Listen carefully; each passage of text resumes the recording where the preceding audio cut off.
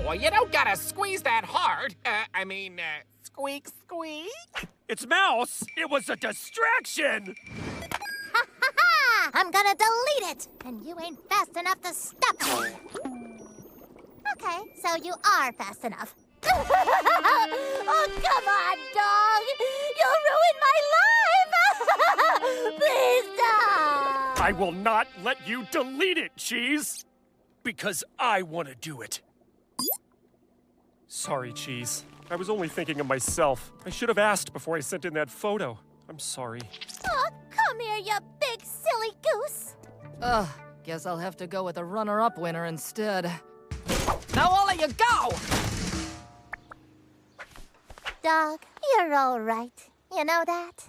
But if you ever take a bad photo of me again, I will end you! Sorry. Force of habit.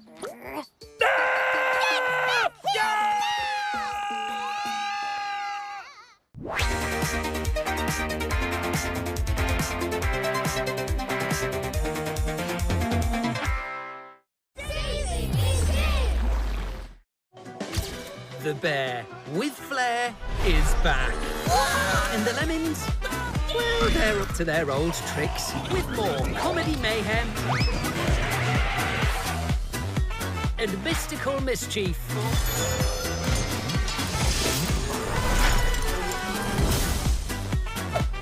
It's rivalry on a global scale. Grizzy and the Lemmings, World Tour. Watch now on CBBC and BBC iPlayer. Today on Blue Peter, we design and race our very own race carts. Plus, we're coming at you from the Blue Peter Garden with live performances and world records. You do not want to miss it. That's today at 5 on CBBC and iPlayer.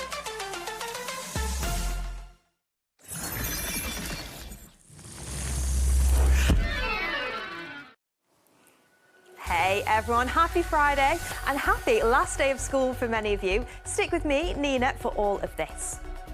Part bike, part canoe, it can only be strange news. And is the weather going to get any better?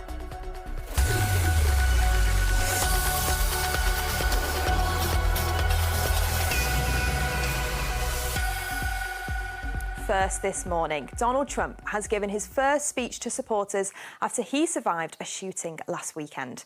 Mr. Trump narrowly avoided serious injury during the incident, which saw the former president receive a wound to his right ear. During his speech, he thanked those who'd helped him. Let me begin this evening by expressing my gratitude to the American people for your outpouring of love and support following the assassination attempt. Very brave Secret Service agents rushed to the stage so that I would be protected. In a certain way, I felt very safe because I had God on my side. I felt that. Mr. Trump was speaking in front of supporters at the Republican convention in Milwaukee in the state of Wisconsin. Well, the BBC's North America correspondent, Nomia Iqbal, has been at the convention this week and explaining what's been happening. Hi, Newsround. I'm actually in a basketball stadium and there are thousands of people here. They're clapping, they're holding signs, but not for the sport. They're here for the Republican National Convention. This convention has nominated Donald Trump as their presidential candidate. So in November, Americans will go to the polls and they will vote for who they want as president. They will either choose between Joe Biden, who's the current president, and he's a member of the Democratic Party, or for Donald Trump, who was president before, between 2017 and 2021. Both parties hold a convention where they officially nominate who they want as their presidential candidate. The Democratic Party will hold a similar convention next month. Well, with just weeks until the Democratic convention that Nomia just mentioned, President Joe Biden is facing calls to drop out of the election. The president, who is 81, has paused his own political events this week after catching COVID. He says he feels fine, but questions about his age and health have dominated the campaign. It's after he appeared to struggle with his words during a debate with Donald Trump last month. Joe Biden has suggested it will take something more serious than COVID for him to drop out, but some in his own Democrat Party say he should step aside. Well, if you want to know more about the US election, head over to Newsround online. next. If you are visiting the Newsround website, we know a lot of you are on summer holidays and we've been asking what your plans are. So Amina says, my family is having a sleepover and they're off to a theme park. That sounds great. Number one Swiftie is going to Harry Potter World and one Newsrounder is going to their grandparents' caravan in Wales and hope it doesn't rain. Fingers crossed. Thank you so much for your lovely comments. It has been a very wet summer so far, hasn't it? Things have started to improve this week, but will the warm weather stick around? Well, here's BBC's weather, Elizabeth Rossini. Hello. Well, it hasn't felt very much like summer at all, has it? It's been wet and it's been cold for many of us this July.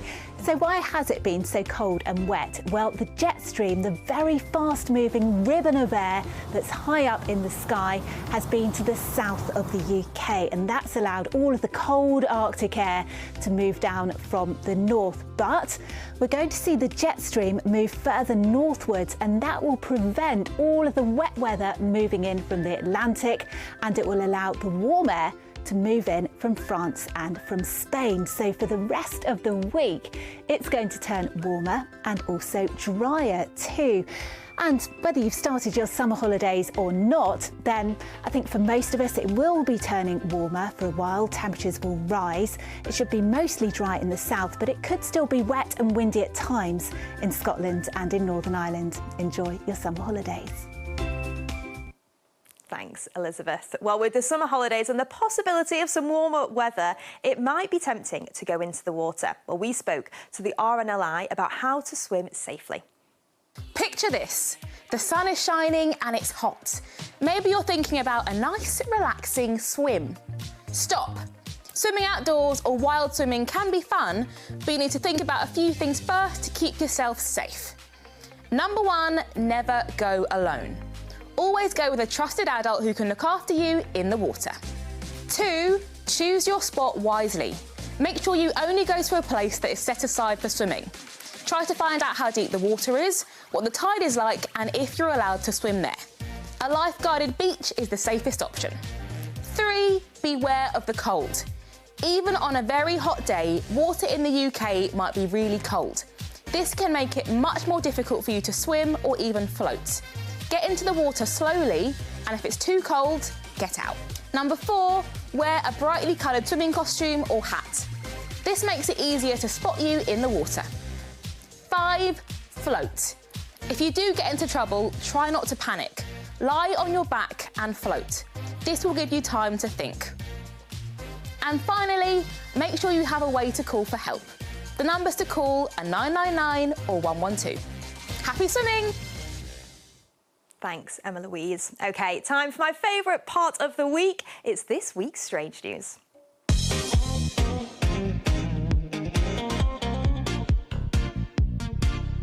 Up first on our strange journey this week is this amphibious canoe. It's part bike and part boat. I mean, have you ever seen anything like this before? Ben Kilner, who designed it, is hoping to travel across Scotland in it, canoeing from one side to the other and then bike back. Good luck, Ben. Sticking with bikes, how about a game of bike polo? Yes, this crossover game is played on a hockey pitch, and instead of the traditional way of playing polo using horses, they use 2 wheels and a mallet. It's harder than regular polo. The players have to chase the ball while also avoiding crashing into other people. Lastly, have you ever looked up at the moon and thought, I wonder if there's a cave up there? Well, scientists have for the first time discovered a cave on the moon and say it could even be a good base for humans to live. It was made millions or billions of years ago when lava flowed on the moon, creating a tunnel through the rock.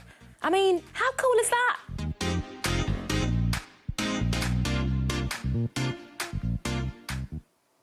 Next, imagine playing a professional football match at just 14 years old. Well, Cavan Sullivan has done just that, making history, becoming the youngest player to debut in Major League Soccer in the United States. He plays for Philadelphia Union and came on in their match against the New England Revolution. Cavan is expected to move to Manchester City when he's 18 years old in 2027. Amazing stuff, well done.